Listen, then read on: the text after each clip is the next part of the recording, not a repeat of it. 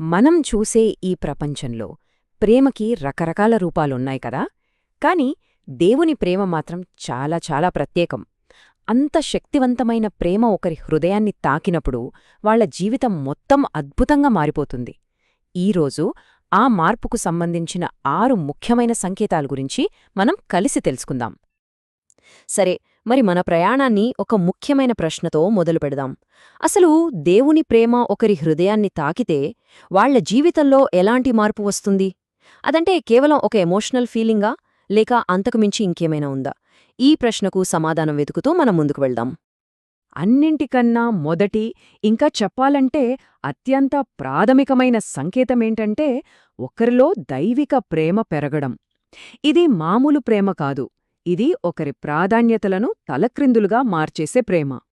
ఇప్పుడిక్కడ చాలా ఆసక్తికరమైన విషయమేంటంటే, ఈ మార్పు ఎలా ఉంటుందంటే, మనుషులపై ప్రేమ, డబ్బుపై ఆశ, లేదా లోకంలో ఉన్న ఎంజాయ్మెంట్స్, ఇలా వీటన్నిటికన్నా దేవునితో ఉండే సంబంధమే అత్యంత విలువైనదిగా మారిపోతుంది.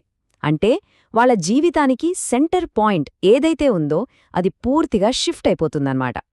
ఈ వచనం చూస్తే ఆ ఫీలింగ్ ఎంత గొప్పగా ఉంటుందో మనకి అర్థమవుతుంది. దేవుడు నాకుంటే చాలు, ఈ లోకంలో నాకింకేమీ అక్కర్లేదు అనే ఒక సంపూర్ణమైన సంతృప్తి వాళ్లలో కలుగుతుంది. ఇది దేవుని ఉనికి ఎంత గొప్పదో చూపిస్తుంది. దీనికి బెస్ట్ ఎగ్జాంపుల్ ఎవరంటే అపోస్తలుడైన పౌలు. దేవుని ప్రేమను అనుభవించకముందు ఆయన క్రైస్తవులను ఎంత తీవ్రంగా హింసించాడో మనకు తెలుసు. కాని ఆ దైవ ప్రేమ తనని తాకిన ఆ క్షణం నుండి తన పాత జీవితాన్ని, హోదాని, అన్నిటినీ చెత్తతో సమానంగా చూసి క్రీస్తు కోసం బ్రతకడం మొదలుపెట్టాడు. ఒక్కసారి ఆలోచించండి, ఇది ఎంత గొప్ప పరివర్తనో కదా. ఓకే, మొదటి సంకేతం చూశాం కదా. ఇప్పుడు లోపల, అంటే ఒక వ్యక్తి అంతరంగంలో జరిగే మరో 2 ముఖ్యమైన మార్పుల గురించి మాట్లాడుకుందాం. అవే ప్రార్థన మరియు పవిత్రత. ఈ 2 ఒకరి ఆధ్యాత్మిక జీవితంలో చాలా లోతైన మార్పును సూచిస్తాయి. దేవుని ప్రేమను టేస్ట్ చేశాక ప్రార్థన అనేది ఓహ్ ఇది చెయ్యాలి కదా అని చేసే పనిలా ఉండదు. అదొక కోరికగా మారిపోతుంది. ఒక చిన్నపిల్లాడు తన తండ్రితో మాట్లాడాలని ఎంతగా ఆశపడతాడో అచ్చమలాగే దేవునితో మాట్లాడకుండా ఒక్కరోజు కూడా ఉండలేని పరిస్థితి వస్తుంది. సమయం ఎప్పుడు దొరుకుతుందా అని ఎదురుచూసేంత తపన మొదలవుతుంది. ఈ వచనంలో ఉన్న పోలిక ఎంత పవర్ఫుల్ అంటే, దాహంతో ఉన్న ఒక దుప్పి నీళ్లకోసం ఎంత తీవ్రంగా వెతుకుతోందో అలాగే దేవునితో సమయం గడపాలని వారి ఆత్మ కూడా తప్పిస్తోంది. కష్టాల్లో ఉన్నప్పుడు కూడా ఆ కష్టాల గురించి ఆలోచించడం కన్నా ఎక్కువగా దేవునితో మాట్లాడాలని కోరుకుంటారు. ఈ విషయంలో దానియేలు జీవితం మనకొక అద్భుతమైన పాఠం నేర్పుతుంది. రాజుగారి ఆజ్ఞ ప్రకారం ప్రార్థన చేస్తే సింహాల గుహలో పడేస్తారని తెలిసినా అతను రోజుకు 3 సార్లు ప్రార్థించడం ఆపలేదు. ప్రాణం కంటే ప్రార్థనే ముఖ్యమని భావించాడు. అంటే చూడండి, దేవుని ప్రేమ ఒక హృదయాన్ని తాకితే ప్రార్థన అనేది అంత విడదీయరాని బంధంగా మారిపోతుంది. రైట్, ఇక 3వ సంకేతం. ఇది చాలా ఇంట్రెస్టింగ్. పాపమంటేనే అసహ్యం పుట్టడం. ఇంతకుముందు చాలా తేలిగ్గా తీసుకున్న పాపపు పనులంటే ఇప్పుడు భయం, అసహ్యం కలుగుతాయి. ఎలాగైనా సరే పవిత్రంగా బ్రతకాలి అనే తాపత్రయం పెరుగుతుంది. ఇక్కడ పవిత్రత అంటే చాలామంది అనుకున్నట్టు పైకి కనిపించే కొన్ని రూల్స్ పాటించడం మాత్రమే కాదు. దాని అసలు అర్థమేంటంటే, నా పనుల వల్ల, నా మాటల వల్ల దేవుని మనస్సు బాధపడకూడదు అనే కోరిక. మాటల దగ్గర్నుంచి స్వభావం వరకు ప్రతి విషయంలోనూ పరిశుద్ధంగా ఉండటానికి ప్రయత్నిస్తారు. యోసేపు కథ ఈ విషయాన్ని మనకు చాలా స్పష్టంగా చూపిస్తుంది. పాపం చేయడానికి ఒక పెద్ద టెంప్టేషన్ ఎదురైనప్పుడు అతను దేవుడు నన్ను చూస్తున్నాడు, నేను ఈ తప్పు చేయలేను అని చెప్పి అక్కడి నుండి పారిపోయాడు. దేవుని ప్రేమ హృదయంలో ఉన్నప్పుడు పాపంతో రాజీపడటం కాకుండా దాని నుండి పారిపోవడానికే ఇష్టపడతారు. సరే, ఇప్పుడుదాకా మనం దేవునితో ఒక వ్యక్తికి ఉండే రిలేషన్లో వచ్చే మార్పుల గురించి చూశాం. కరెక్టే, కానీ ఆ ప్రేమ కేవలం లోపలే ఉండిపోతుందా? బయట ప్రపంచంలో, అంటే ఇతరులతో ఉన్న సంబంధాలలో ఎలా కనిపిస్తుంది? ఆ విషయాలే ఇప్పుడు చూద్దాం. అవే క్షమ మరియు కరుణ. దేవుని ప్రేమను అనుభవించిన తరువాత ఒకరి లైఫ్లో జరిగే అద్భుతమైన మార్పుల్లో ఇదొకటి. ఇంతకుముందు ఎవరైనా హర్ట్ చేస్తే పగ, ప్రతీకారం లాంటి ఫీలింగ్స్ ఉండేవేమో, కాని ఇప్పుడు ఆ స్థానంలో క్షమ, ప్రేమ వచ్చేస్తాయి.